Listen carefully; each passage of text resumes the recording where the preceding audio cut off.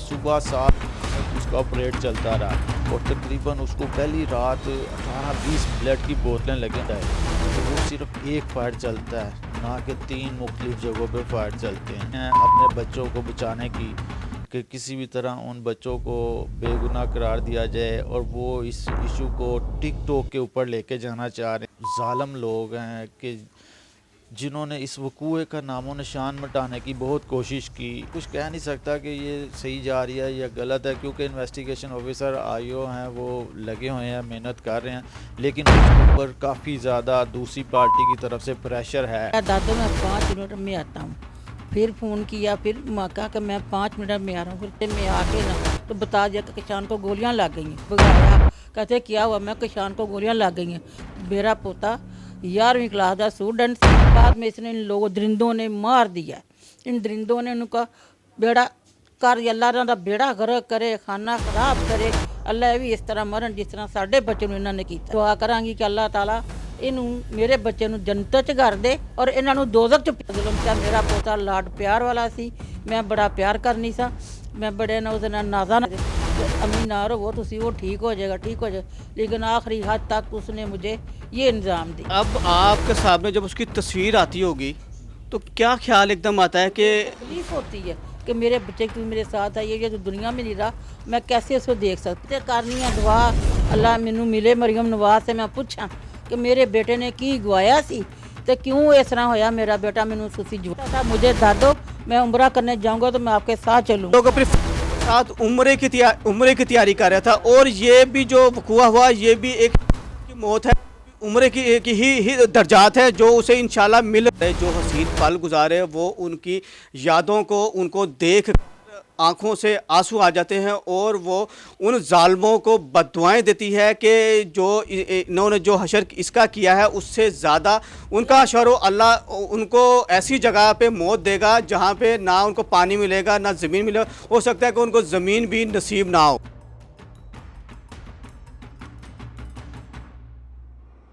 जनाज़े हमारे साथ काशान की दादी हैं, आए उनके पास चलते हैं कि वो उनके साथ किस तरह का रिलेशन था, वो बच्चा था, किस तरह उन्होंने बचपन से लेके अब तक अपने सामने उसे देखा, उसकी जो मामलात थे वो किस तरह तय करते थे। अस्सलाम वालेकुम। क्या हाल चाल है? ठीक है। क्या रिएक्शन जब आपको पता चला कि आपका नवासा को इतनी पोता है उसको फायर लग, और फायर भी उसके मारे जिसके साथ उसका बड़ा ही प्यार वाला। कह रहा दादो मैं 5 मिनट में आता हूँ, फिर फ़ोन किया, फिर कहा कि मैं 5 मिनट में आ रहा हूँ। फिर पापा का फ़ोन करवाया, तब भी कहा मैं जा रहा हूँ घर। जब घर आते ही किसी ने रास्ते में आके ना तो बता दिया कि किसान को, मैंने इसको बच्चों को उठाया, सबको उठा के भगाया। कहते क्या हुआ? मैं किसान को गोलियाँ लग गई हैं।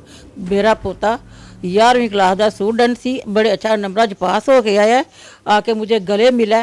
बाद में इसने इन लोगों दरिंदों ने मार दिया। इन दरिंदों ने उनका बेड़ा कर, अल्लाह दा बेड़ा गर्क करे, खाना खराब करे। अल्लाह भी इस तरह मरन जिस तरह साढ़े बच्चे ने इन्होंने किया। मैं ये दुआ करांगी कि अल्लाह ताला इनू मेरे बच्चे नू जन्नत च कर दे और इन्हां नू दोज़ख च भेज। मेरे बच्चे ने इन्होंने बहुत जुल्म किया और बड़ा जुल्म सा। मेरा पोता लाड प्यार वाला सी, मैं बड़ा प्यार करनी सा, मैं बड़े ना उस नाजा ना रखिया सी कि मैं नहीं सा किसान मेरे पास आके। मैं पीछे भी भागी, मतलब मुझसे भागा नहीं गया, कि मैं तो गिर गई था रास्ते में। फिर मैंने इनको बच्चों को भगा दिया कि सब बच्चे, ये सारे मेरे बच्चे भाग गए। जब उधर देखा तो कहते हैं ठीक है, ठीक है, ठीक है। मैं बाद में खुद भी बीमार थी और बच्चे को भी देखने जाती थी, लेकिन मैं 3 दफ़ा गई हूँ, मुझे देखा नहीं गया। मैं रोती घर में वापस आ जाऊँ, मुझे उस ठहर ही नहीं देते थे कि अम्मी ना रहो तुसी, वो ठीक हो जाएगा, ठीक हो जाएगा, लेकिन आखिरी हद तक उसने मुझे ये इंतज़ाम दिया कि आप अल्लाह के पास चला गया और मैं इधर बैठी हुई हूँ। मैं तो उस किस्म को जा रही हूँ कि जब मुझे खुद ले जाता, इसको छोड़ता, मेरे बच्चे को दुनिया ज़िंदगी देता, अपने माँ बाप के पास तो रहता। अच्छा भाई ये बताएं कि अब आपके सामने जब उसकी तस्वीर आती होगी तो क्या ख्याल एकदम आता है कि तकलीफ होती है कि मेरे बच्चे की मेरे साथ है, ये तो दुनिया में नहीं रहा, मैं कैसे उसको देख सकती हूँ। मैं देखती हूँ और मुझे खुशी भी इसलिए होती है कि मेरे दिल में बच्चे की तस्वीर आई है। कामयाब बच्चा था, कोई ऐसे नहीं फिरने देते थे, लेकिन मुझे अब तकलीफ़ ज़्यादा होती है कि मेरा बच्चा मेरे पास होता तो मैं बहुत खुश होती। मैंने बड़ी तांग लगाई थी कि अब जब मैं पैसे लेके आऊँ तनख्वाह तो मैं ढोल बजा के इसके गले में हार डालूंगी, मिठाइयाँ बांटूंगी।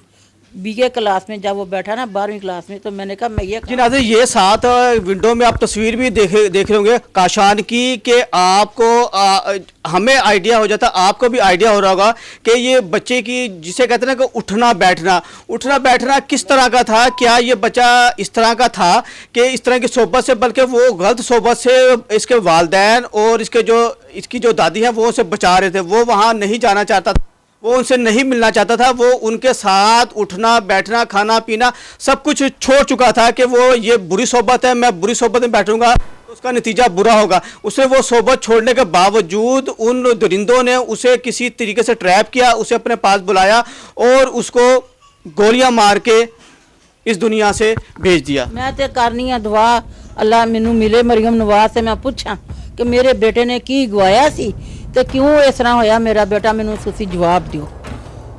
जब कोई ऐसी उसकी एक काशान की कोई बात जो अभी तक आपके जहन में आ रही हो कि वो यहाँ से आया था, उसने मुझे ये बात की थी, ये वो कहता था मुझे दादो मैं उम्रा करने जाऊंगा तो मैं आपके साथ चलूंगा, तो मैंने उसे ये कहा था कि ठहर जा और कमेटी डालती हूँ, तेरा पासपोर्ट और तेरा सारा कुछ करवा के मैं अपने साथ आपको उम्रा करने लेके चलूंगी। कहता दादो आपका इसने पैसे आ जाएंगे। वो अपनी दादों को अपने के साथ उम्रे की तैयारी कर रहा था। और ये भी जो वक़ूआ हुआ, ये भी एक की मौत है, उम्रे की ही दर्जात है जो उसे इंशाल्लाह मिल रहे होंगे। लेकिन जो माँ और दादी जो अपने ख्वाब सुनहरे सजा के बैठी थी, या एक वालदा बाप उसकी शादी की या तैयारी कर रही होगी या सोच रही होगी, जो जिस तरह का वो भी बीए का स्टूडेंट था, तो आने वाले 2-4 सालों में उसके जॉब लग रही थी, उसके बाद उसकी शादी की। दादो मैं पायलट बनूंगा, मैं आपको अपने जहाज में हज करने लेके जाऊंगा, मैं अपने साथ लेके जाऊंगा। दादो आप ना डर करना, कुछ नहीं होता, मैं जहाज चलाऊंगा तो आप देखोगी कैसे जहाज चला रहा हूँ, मैं आपको अपने जहाज में बिठा के ले जाऊंगा। सारी उम्मीदें मेरी इन लोगों ने ख़राब कर दी हैं। ये थी काशान की, उसके साथ ज़िंदगी गुजारे, जो हसीन पल गुजारे, वो उनकी यादों को उनको देख आंखों से आंसू आ जाते हैं और वो उन जालिमों को बद्दुआएं देती है कि जो इन्होंने जो हशर इसका किया है उससे ज़्यादा उनका हशर अल्लाह उनको ऐसी जगह पे मौत देगा जहां पे ना उनको पानी मिलेगा ना ज़मीन मिलेगा, हो सकता है कि उनको ज़मीन भी नसीब ना हो। इसी के साथ मुझे इजाज़त दीजिएगा, अल्लाह हाफिज़।